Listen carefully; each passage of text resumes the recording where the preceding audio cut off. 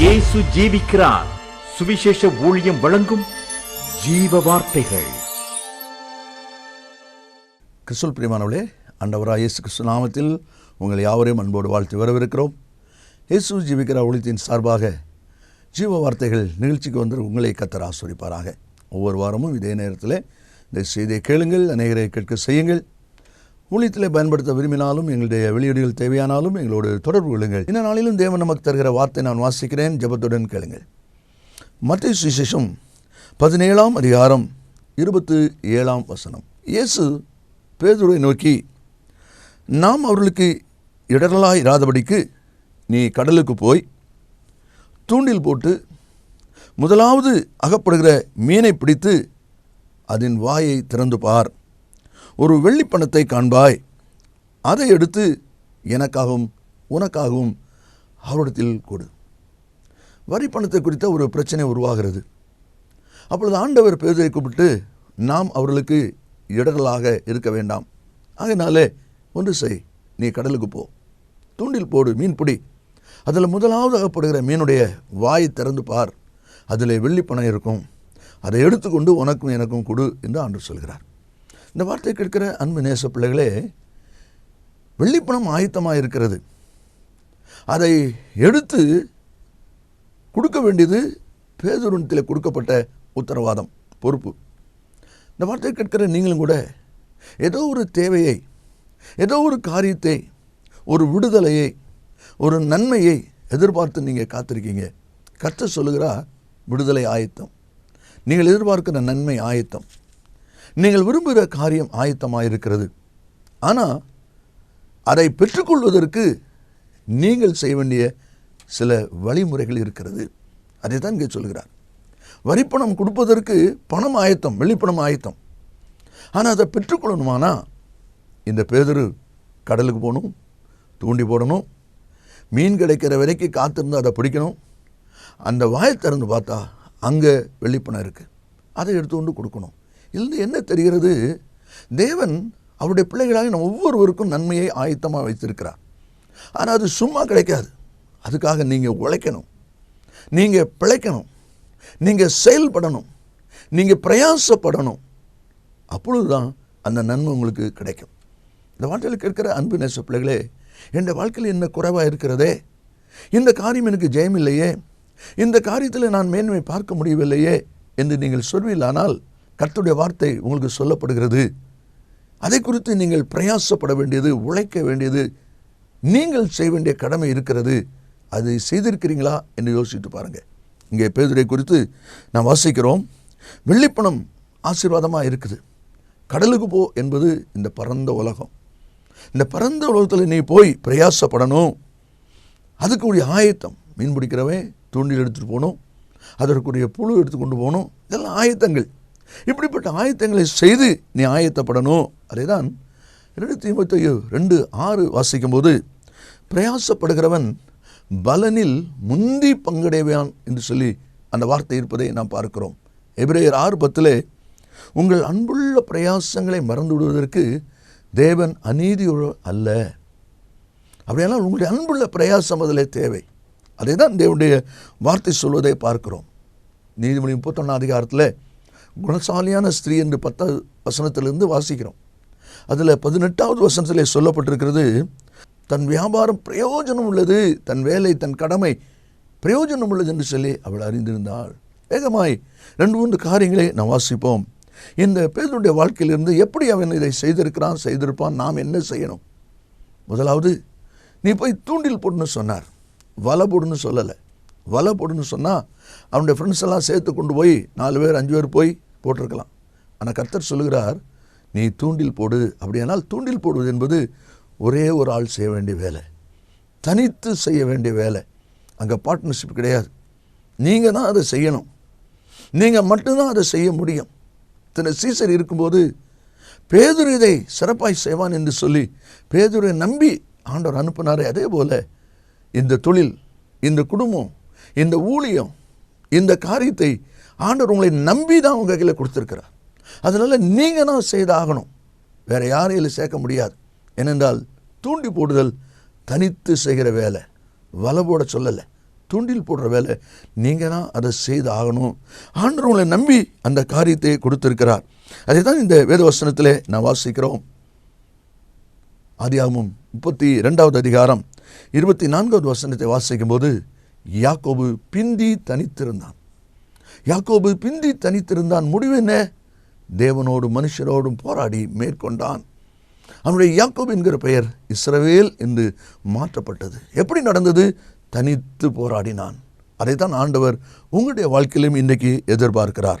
என்னாகமம் 23:9 வாசிப்பிலானால், கர்த்தருடைய ஜனங்கள் ஜாதிகளோடே கலவாமல் தனித்து வாசமாயிருப்பார்கள். தனித்து வாசமாயிருப்பார்கள். அதுதான் தேவனுடைய வார்த்தை சொல்வதை நாம் பார்க்கிறோம். ஆதியாகமம் 22வது அதிகாரத்தை நீங்கள் வாசிப்பீர்களானால், அதில் ஆபிரகாமை குறித்து சொல்லப்பட்டிருக்கிற சம்பவம், தன்னுடைய மகனை பலி செலுத்தும்படி கர்த்தர் சொல்லுகிறார். வேலைக்காரை கூட்டு கொண்டு கழுதையில் சேனங்கட்டி எடுத்து போகிறான். ஆனால் தூரத்தில் இடத்தை கண்ட உடனே 5ஆம் வசனத்தில் வாசிக்கிறோம், தன் வேலைக்காரரை நோக்கி, நீங்கள் கழுதையை நிறுத்தி இங்கே காத்திருங்கள், நானும் பிள்ளையாண்டானும் மட்டும் போய் பலி செலுத்தி விட்டு திரும்ப வர்றோம். அது வரைக்கும் வேலைக்காரங்களை கூட்டிகிட்டு போனவன் அங்கே விட்டுட்டான். காரணம், கர்த்தர் சொன்னார், நீ உன்னுடைய மகனை கூட்டு போய் பலி செலுத்து, வேறு யாரும் வரக்கூடாது. அது வரைக்கும் வரலாம், அதனால தான் விட்டுட்டு போகிறான். காரணம், தனித்து செய்ய வேண்டிய ஒரு யுத்தம். ரெண்டாவதாக, மீன் பிடிக்கிறவங்க மிதப்பு கட்டையில் கவனமாக இருப்பாங்க. அது மிக முக்கியம். நீதிமொழிகள் 22வது அதிகாரம் 29வது வசனத்தை நான் வாசிக்கும் போது, தன் வேலையில் ஜாக்கிரதையாக இருக்கிறவனை நீ கண்டால் அவன் நீசருக்கு முன்பாக நில்லாமல் ராஜாக்களுக்கு முன்பாக நிற்பான். யார்? தன் வேலையில் ஜாக்கிரதையாக இருக்கிறவன். மீன் பிடிக்கிறவனுக்கு மிக கவனம் இருக்க வேண்டிய இடம் தூண்டில் இருக்கிற மிதப்பு கட்டை. எப்போ அந்த மீன் கடிக்கவும் பிடிக்கலாம் அப்படின்னு சொல்லி அந்த மிதப்பு கட்டைக்கு மேலே அவன் கவனம் உள்ளவனாக இருக்கிறான். அதுதான் நம்ம வாசிக்கிறோம். அப்போ தனித்து போரிடும்படி அழைக்கப்பட்டிருக்கிற நீங்கள், யுத்தம் பண்ணும்படி அழைக்கப்பட்டிருக்கிற நீங்களும் உங்களுக்கு கொடுக்கப்பட்ட அந்த பொறுப்பில், அந்த உத்தரவாதத்தில் மிக கவனமாக இருக்கணும். உபாகமம் 12ஆம் அதிகாரம் 32வது வசனத்தை நான் வாசிக்கும் போது, நான் உனக்கு விதிக்கிற யாவையும் செய்யும்படி கவனமாயிரு, நீ அதனோட ஒன்றும் கூட்டவும் வேண்டாம், அதில் ஒன்றும் குறைக்கவும் வேண்டாம். என்ன அருமையான வார்த்தை பாருங்கள்.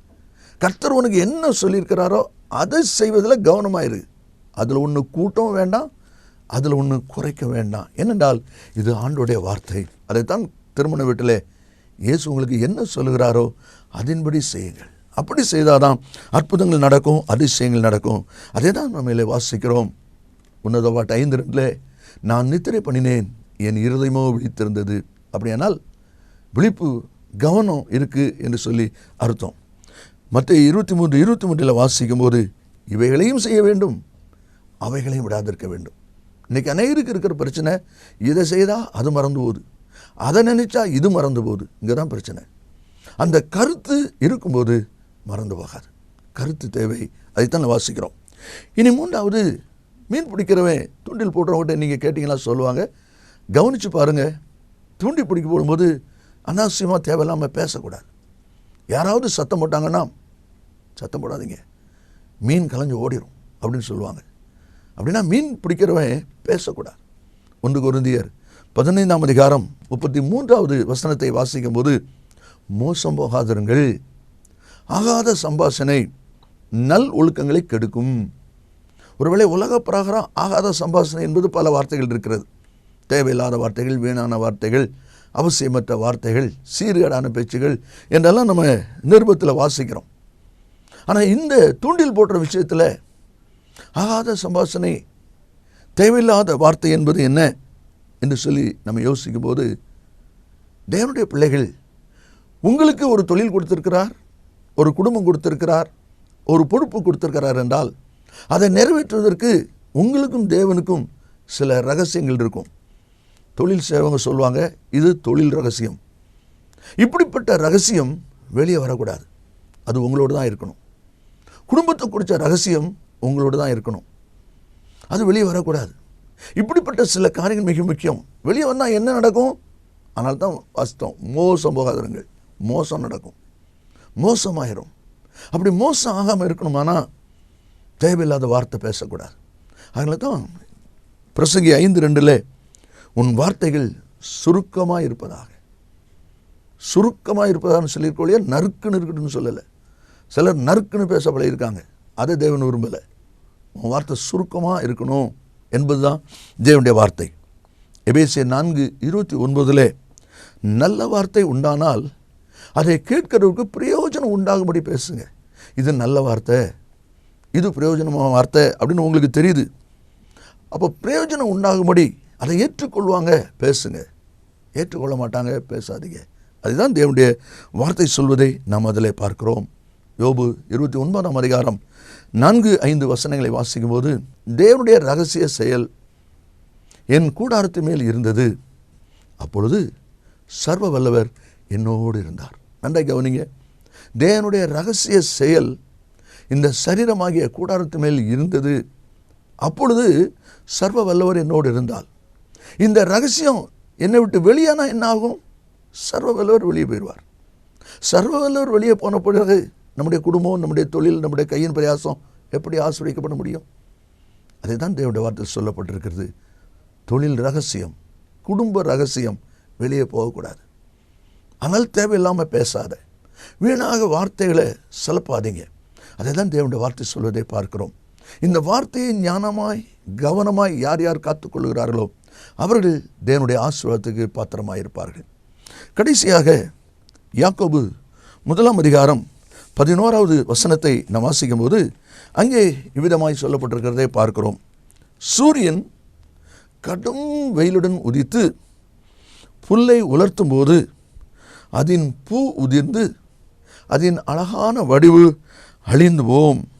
சூரியன் கடும் வெயிலுடன் உதித்து புல்லை உலர்த்தும் போது, நல்லா யோசிங்க, ஆண்டவர் பேதுரை கூப்பிட்டு நீ ஆற்றங்கரையில் போய் துண்டில் போடு, குளத்தில் போய் துண்டில் போடு என்று சொல்லலை, கடலில் போய் துண்டில் போடு சொன்னார்.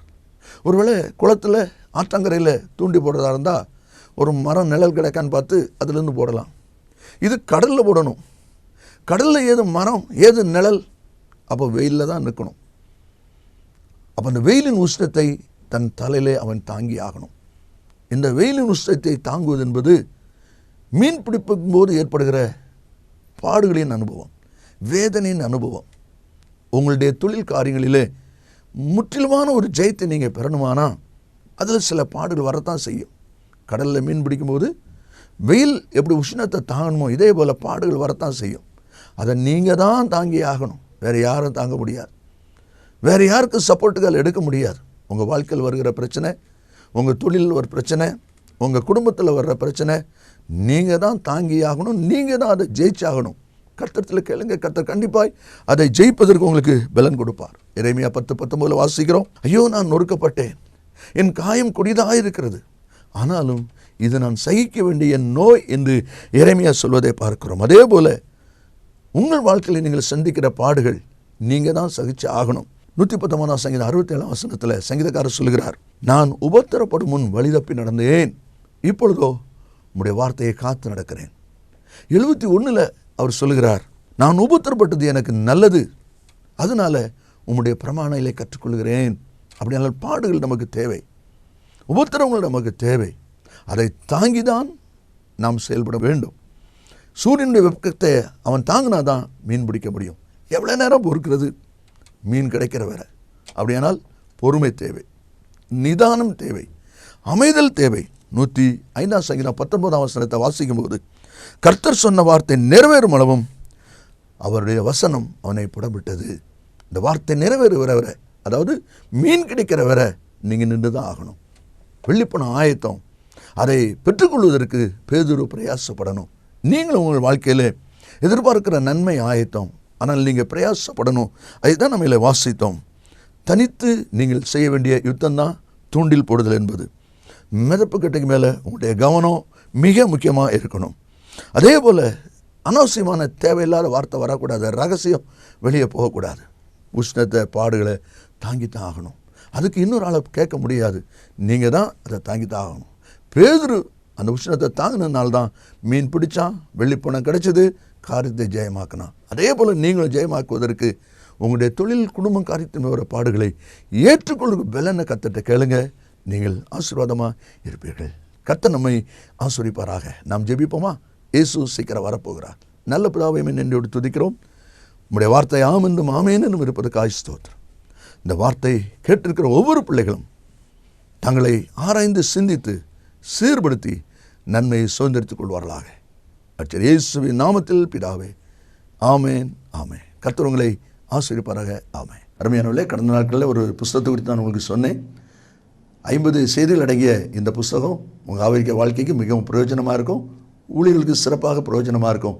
நீங்கள் இதை பெற்று பயன்படும்படி உங்களை அன்பாய் கேட்டுக்கொள்கிறேன். மற்ற விவரங்களை என்னிடத்தில் கேட்டுக்கொள்ளுங்கள். கர்த்தர் உங்களை ஆசீர்வதிப்பாராக. மேலும் விவரங்களுக்கும் உங்கள் ஜெப தேவைகளுக்கும் நீங்கள் எங்களோடு தொடர்பு கொள்ள வேண்டிய முகவரி: ஜீசஸ் லிவ்ஸ் காஸ்பல் மினிஸ்ட்ரீஸ், சகோதரர் John M Jeyaraj, 123A Dohnavur road, Mavadi, Nellai மாவட்டம், தென்னிந்தியா 627107. செல்போன் 9443113292. Email yesujivikaran@gmail.com.